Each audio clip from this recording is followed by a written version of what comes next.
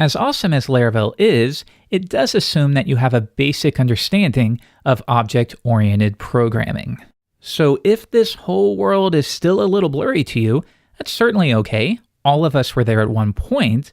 But before you move on to Laravel, I do recommend going through this series to brush up. So why don't we start at the very beginning? I'm going to assume that you're coming possibly from a more procedural world. The type of world, for example, where you'll just place a bunch of PHP right above a block of HTML. You have code here that connects to a database and then builds up a collection. And then you come down here and reference the variables that you just created above your HTML. I'm betting that this is something that looks pretty familiar to you. And once again, I know this because everyone goes through that phase. You just have tons of procedural code here. No real separation of concerns. We are repeating ourselves over and over.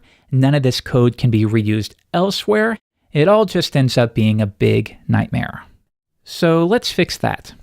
Step 1 is to review a basic class. How do you create one? What is the purpose of one? What does all of this look like?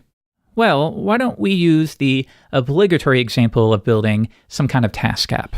We're not actually going to build that. I'm just going to show you what one class in that system might look like. So let's create a task.php. Now, why did I call it task?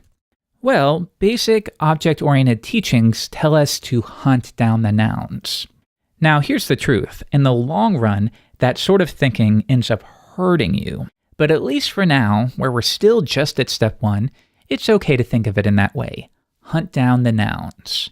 So if I'm building a task app, it makes sense that I would have a task class.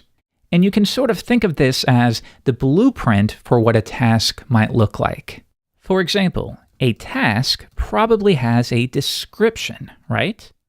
Well, you're used to doing it like this, description equals, and then whatever you set there.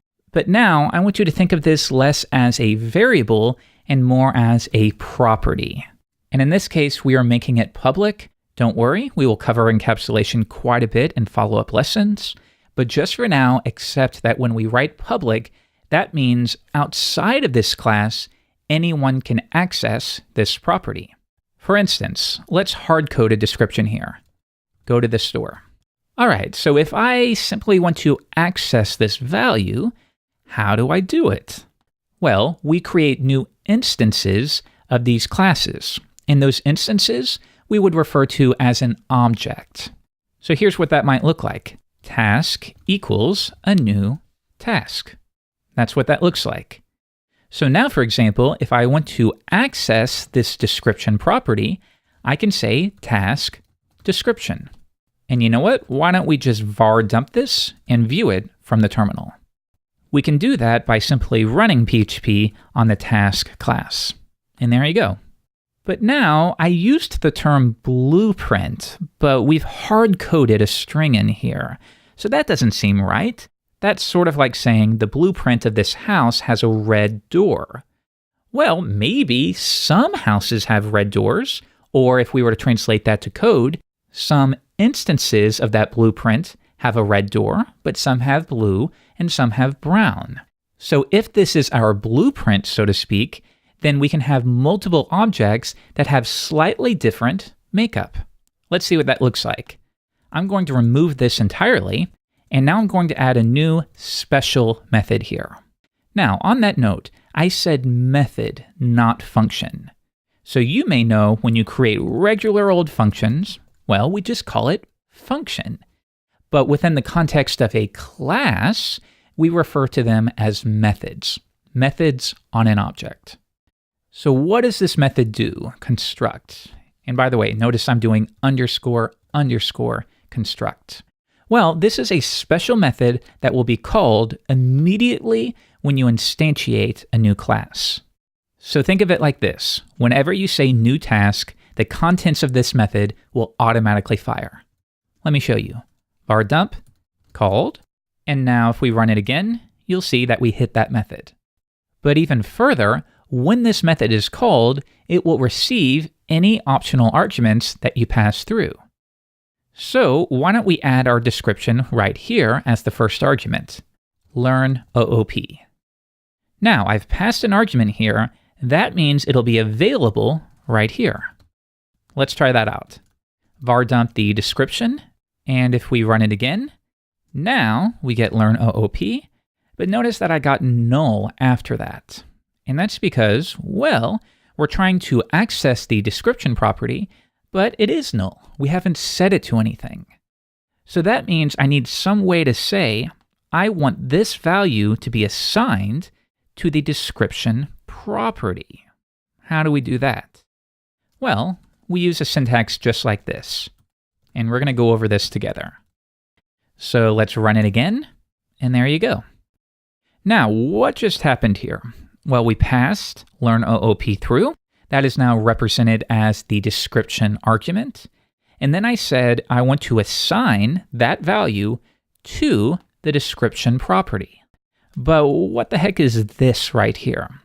Well, think of this as a way of referring to this object, or more specifically, this instance of our class.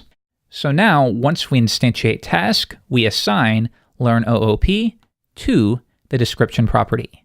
Then, when we wish to fetch that value, we can simply call task description, and that's why we get the output there. Now, remember when I said that you could have multiple instances or multiple objects? Well, let's see what that looks like. Let's say we have a task 2, a different task, and we will instantiate that. And why don't we say pick up groceries? Okay, so we have a new instance here, but if I come back and run it again, you will still see learn OOP.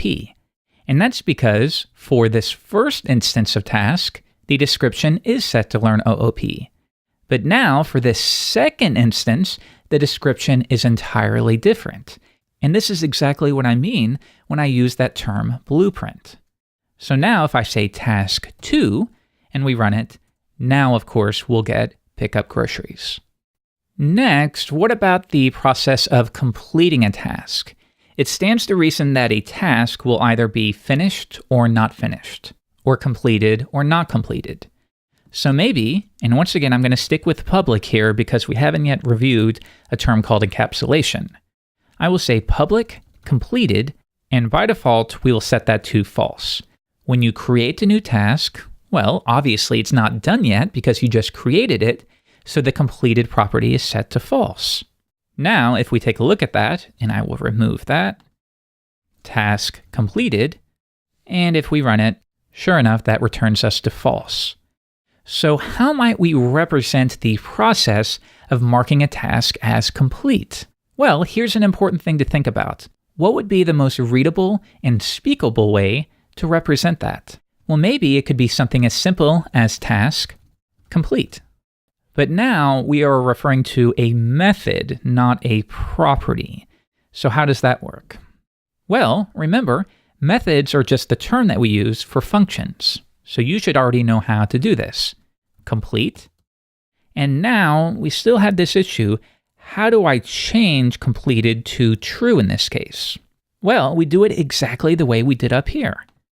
This completed equals true. So let's see if that worked. We create a new task, and then at some point in our application's lifecycle, we mark that task as being completed. And now if we var dump task completed, and if we run that, we get true. So I'm hoping if all of this stuff is new to you, you're starting to see that really it's not the most complicated thing in the world. Naturally, there are some terms that you need to understand, like inheritance and composition and encapsulation. And then higher up, you'll learn a little bit more about messaging, and then terms like polymorphism. All of this stuff definitely feels and seems confusing from the outside, but if you work through each of the videos in this series, I think you're going to find it's just not the most complicated thing in the world. So keep playing around with this. In fact, here's a little assignment. Right now, a task has a description, but that very well could be a long-form description. So why don't you also offer the option to pass through a title? That way we could say new task, learn OOP, and then if you need to provide some more information, the teacher blah blah blah stuff like that, then you could do that as the second argument. This is the title, this is the description. Okay, have fun, and once you understand everything we did in this video, move on to episode 2.